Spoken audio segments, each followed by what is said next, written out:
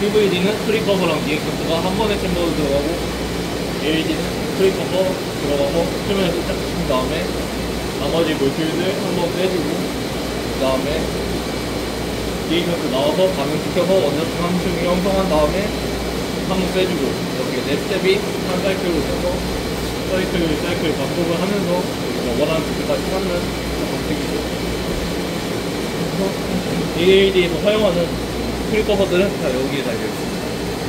프리커버들 보면은 이런 프리커버들이 굉장히 화학적으로 좀 가능성이 센 얘들이라서 조금이라도 세면은 이제 화학 전기 중에서는 대부분이 이런 화재 가능성이나 뭐 폭발 가능성이 있어요. 스테인리스 스틸에 특수 제작해가지고 용기를 사용하고 있고, 프리커버를 주입하는 방식은 저희는 크게 한 3가지 정도 있는 것 같아요. 프리커버 주입을 첫 번째로는 프리커버의 증기압이 충분히 잘 나와가지고 베이퍼라이제이션이 잘 되는 경우, 기화가 잘 되면은 저희도 그냥 이 밸브만 열고 닫고 하면은 얘 들어가고 안 들어가고가 제어가 되고, 그 경우를 저희는 다이렉트 도드라고 하고요. 두 번째로는 얘 증기압이 충분히 안 나오는 경우들이 있고, 증자량이 막 무거워가지고 기화가 잘 안 되는 경우들이 있고, 그 경우에는 이렇게 히팅을 해가지고 억지로 증기압을 펴주기도 하고, 그래 안 되면은 이제 이 안에다가 이너트 가스를 가득 채우고 밸브를 닫으면은 이 안에 고립된 채로 이너트 가스랑 이런 프리커버 몰킬들이 혼합가스로 존재를 하는데, 그 혼합가스를 얘를 열어서 챔버로 이제 주입하는 방식을 저희는 어시스트 도드라고 하고요. 어시스트 도드가 하면은 관이 2개가 꽂혀 있으면은 한쪽이 빨대가 깊게 꽂혀 있다고 보시면 돼서 관이 깊게 꽂혀 있는데, 그 관으로 계속 가스를 주입을 해가지고 기포를 일으키는 거예요. 기포를 일으키면 반대쪽으로 기포에서 나오는 애들이 이제 들어가겠죠. 그런 방식을 저희는 버블로 도드라고 합니다. ALD 조직 전에 항상 체크해야 될 점들이 몇 개가 있는데, 일단 첫 번째는 ALD 가장 중요한 건 온도 설정. 온도가 가장 중요하고, 보시면은 지금 라인 쪽도 다 히터가 담겨져 있고, 얘도 히팅이 되고 있고, 여기가 챔버인데 챔버도 히팅이 되고 있고, 아까 여기 화면을 보시면 1번이 이제 챔버였고, 2번 같은 경우에는 이 파트를 저희가 프리커버와 이 면적을 균일하게 도드를 하기 위해서 그냥 하나로 꾸미는 게 아니라 약간 구멍들이 쿵쿵 나 있어서 약간 샤워기처럼 분사를 해주거든요. 챔버 이 파트 이름도 샤워헤드라고 하죠. 샤워헤드가 이거와 이 설정을 해주거든요. 5번, 7번, 9번, 11번이 각각의 이 라인들의 설정 온도예요.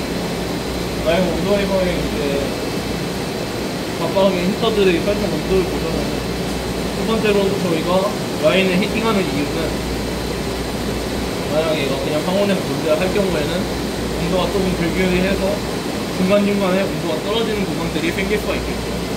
그 온도가 떨어지는 구간들에서 저희가 주로 프리커버나 리액션트들의 음축이 발생을 해요. 음축이 발생을 하면은 그 부분은 라인이 막힐 경우가 있기 때문에 그 부분은 저희가 이제 히터를 균일하게 감아가지고 리액션을 수정하는 거고요. 두 번째로, 만약에 이쪽의 설정 온도보다 이쪽의 설정 온도가 더 낮다고 하면은 가다가 여기서 온도가 떨어지는 구간이 있어요. 그럼 여기서 이제 음축이 발생합니다.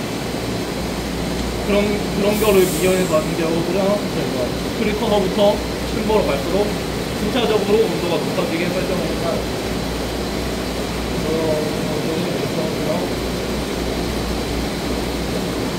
그 중에서 간단하게 보시면은 지금 AB도 굉장히 돌아가고 있어요. 개인적으로는 지금 일정한 유령으로 마르곤이 개복을 하고 있어요. 여기가 캐리어 가스라고 해가지고 일정한 유령이 계속 흘리는데, 얘의 역할은 프리커버를 챔버까지 전달해주고요. 두 번째로는 내가 반응을 한 뒤에 나온 반응 구간물이나 물리적으로 흡착을 하거나 이상에 존재하는 프리커버고, 화학적으로 흡착한 애들이 아니라 걔네는 밖으로 밀어서 빼주는 역할을 해줍니다. 완전히 무단 역할을 하니까 캐리어 가스라고 하는 거죠. 보통 캐리어 가스는 운반 역할을 하는 거지 반응에 참여하면 안 돼가지고 많이 쓰는 가스는 아르곤이나 N2 많이 쓰고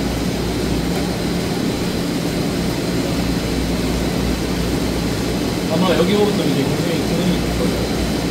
같이 보면서 좀 이제 어시스트 방식으로 보조가 될 건데 보시면서 좀 이해를 하시면 될 것 같아요.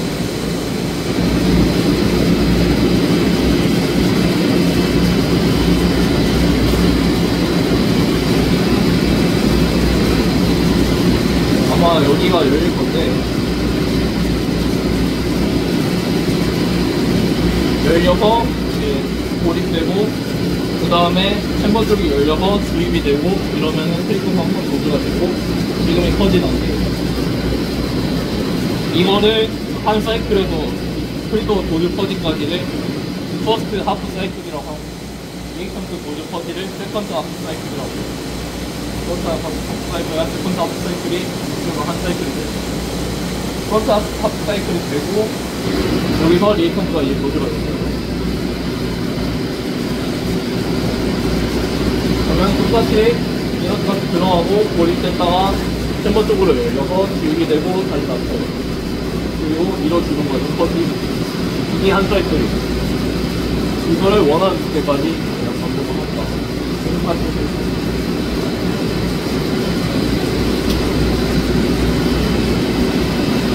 이렇게 해서 보통 한 사이클에 잘 되는 공정들은 이런 구성 스타일이거든요.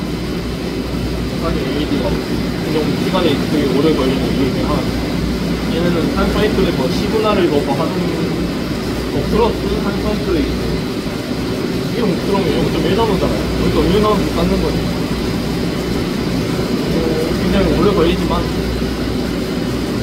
워낙 이제 반도체 쪽에서는 낮은 두께로 가고 낮은 두께에서도 물성이 나오면서 3D 구조에서 균일하게 이제 되게 중요하니까 AED에 대한 필요가 많아요. 이 다음으로 볼만한 거는 사실 펌프 정도가 있는데 이 장비에서는 로터리 펌프를 쓰고 있습니다. 로터리 펌프를 쓰고 있습니다. 로터리 펌프 장점은 그냥 가장 접근성이 좋고 연습을 안 해서는 싸우고 있는데 단점은 아무래도 오일을 사용하다 보니까 오일의 역류가능성, 챔버의 오염 가능성이 있어요. 보통 산업으로 가면은 로터리 펌프는 거의 안 씁니다. 거의 안 쓰고 좀 클린한 펌프들을 쓰려고 하는데 저쪽에 보이시는 저런 드라이 펌프들을 많이 쓰려고 해요. 캠핑은 많이 안 써요. AED는 화학적 반응을 통해서 진행을 하잖아요. 표면에 분자들을 흡착을 시켜야 돼요. 저희가 압력이라고 하는 거는 챔버 내 몰큐들의 개수. 고진공으로 가고 압력이 막 10의 마이너스 6도 그런다는 거는 오히려 이제 ALD 같은 경우는 표면에 이제 노출될 수 있는 분자의 수가 점점 줄어드는 거예요. 그러다 보니까 ALD는 표면에 이제 노출될 수 있는 분자들이 이제 마주칠 수 있는 확률이 좀 높다고 저진공이 사는 게 더 나을 수도 있어요. 그래서 저진공 펌프들 많이 사용하고 드라이 펌프도 저희가 오일을 쓰지 않지만 저진공 펌프도 있는데 장점은 저희 오일 안 쓰니까 역류를 해서 이제 챔버 오염 가능성이 없는 거죠. 근데 뭐 연구실 단위에서는 조금 중간에서 쓰는데요. 약간 리액션트나 프리커버를 뭘 쓰냐에 따라서 달라요. 첫 번째로 이제 예를 들어서 뭐 모종 같은 것들 저희가 뭐 하이케이 같은 거 부착 많이 하면은 모종 같은 리액션트를 많이 쓸 거예요. 근데 모종 같은 것들은 그런 로터리 펌프에서 이제 펌핑을 하게 되면 얘네가 들어가면은 안에 뭐 미네랄 오일하고 반응이 일어나면서 안에 슬러지 같은 게 생겨요. 이 슬러지들이 다 이제 모터 같은 것들을 마모시키고 이제 오일에 릭이 생기게 하는 원인이 되거든요. 효율도 떨어질 수 있고 원인이 돼서 모종 같은 거를 사용하거나 뭐 그런 펌프들을 사용하면은 드라이 펌프로 가는 거 많은데 저희는 온도실이다 보니까 신규 물질들이 좀 많이 해요. 프리커버나 뭐 그런 거 모두.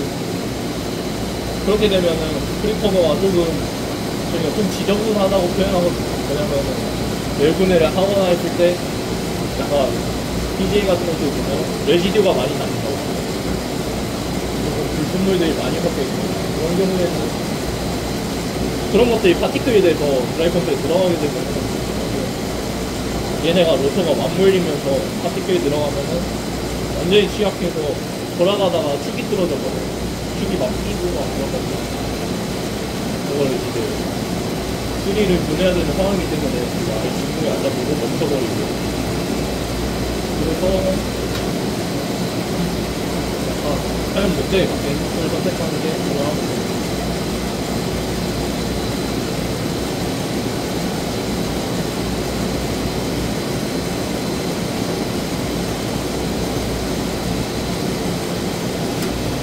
사실 뭐 공정에 지금 일정이 바뀌었다 돌아오고 있어가지고 여러 번 보여드리거나 하기가 힘든데